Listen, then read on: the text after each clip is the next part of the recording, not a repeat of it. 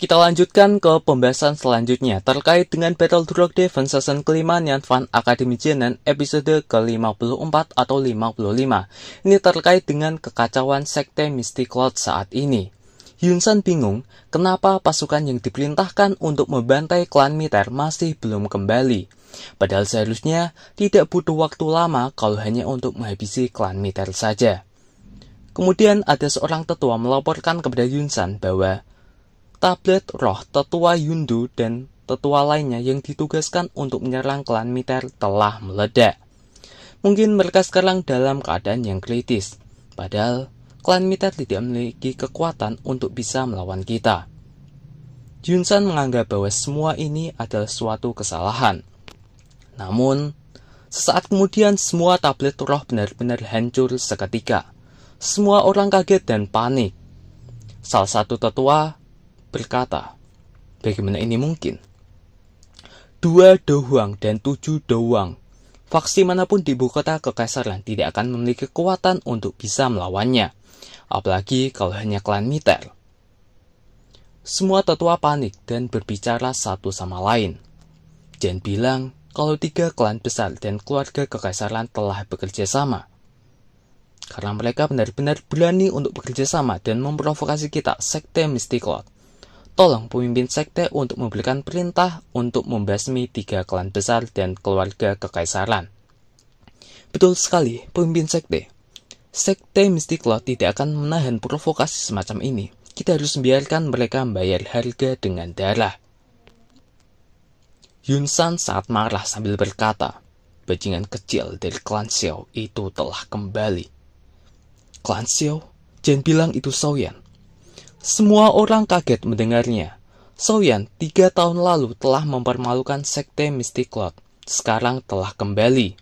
Dengan kekuatannya, Dadoshi dulu dia mampu untuk membuat sekte Mystic Lord kacau dan bahkan mampu melawan seorang Dozong Yunsan pada saat itu.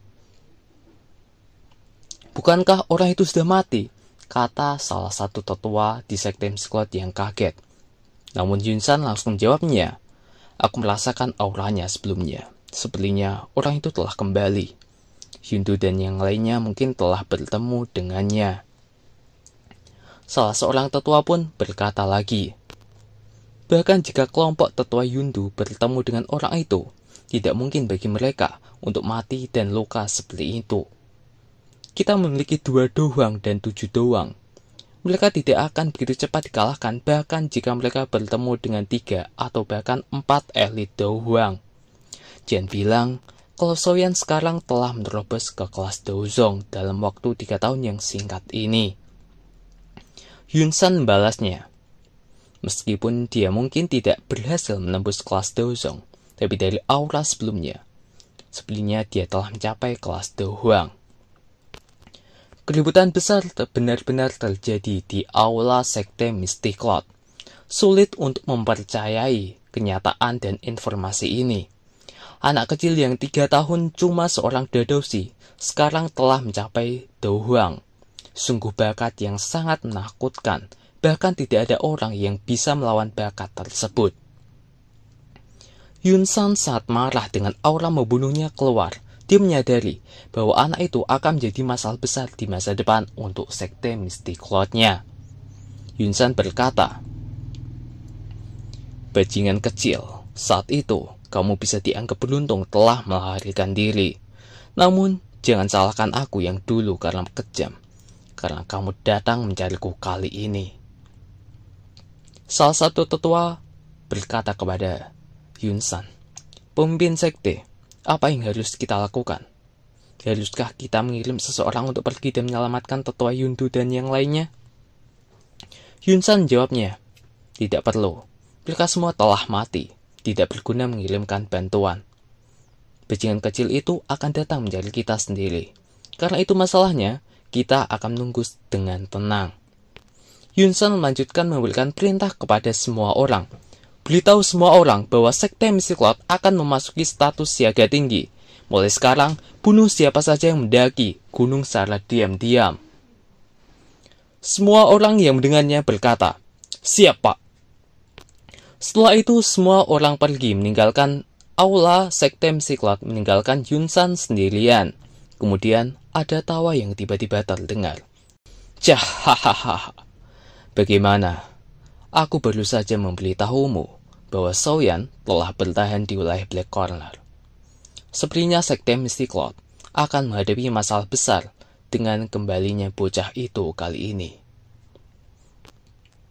Hyun-san menjawabnya, dia hanyalah bajingan kecil, meskipun saat ini dia memiliki kekuatan Do Hwang. Leluhur Dozong ini masih dapat membunuhnya dengan mudah. Begitu aku menangkapnya, aku akan biarkan dia merasakan perasaan yang lebih buruk daripada kematian. Sosok hitam itu menjawabnya lagi, aku tidak peduli dengan dendam di antara kalian berdua. Secara kebetulan, dia telah kembali. Dalam hal ini, sebagian besar anggota klan Xiao pastinya telah dikumpulkan. Itu juga menyelamatkan kita dari kesulitan mencari klan Xiao di wilayah Black Corner. Orang yang sedang berbicara dengan Yun-san saat ini adalah salah satu orang dari Hall of Soul. Dia disebut sebagai protektor Wu atau pelindung Wu yang memiliki kekuatan Dozong. Dia melanjutkan pembicaraannya. Menurut informasi dari kami, Soyan memiliki tubuh roh Yao Zunze di dalam tubuhnya. Sepertinya, dia telah meminjam bantuan roh Yao Chen untuk membunuh seorang ahli doang dengan kekuatan dosinya dahulu kala. Tinggalkan Yao Chen untuk aku tangani lain kali. Yang perlu kamu lakukan hanyalah menangkap Soyan saja. Yun-san menjawabnya, tenang, aku akan melumpuhkan Daoki bajingan kecil itu sebelum menyerahkannya kepadamu. Sosok hitam itu menjawabnya, semoga saja benar. Namun aku ingin mengingatkanmu untuk tidak meremehkan lawanmu. Jika tidak, akhir ceritamu pada saat itu mungkin akan sangat menyedihkan. Sosok hitam itu akhirnya keluar dan menghilang secara misterius. Mungkin itu terkait dengan salah satu arts episode besok yang akan dikeluarkan terkait dengan kekacauan Sekte Msiklot di aula Sekte Msiklot dengan Yun-san. Baiklah, saya akhiri untuk pembahasan kali ini. Kurasa saya akan bahasnya di video selanjutnya saja terkait dengan lanjutan ceritanya. Saya akhiri sampai sekian. Apabila ada kata-kata yang salah atau penjelasan saya yang kurang jelas, saya mohon maaf yang sebesar-besarnya.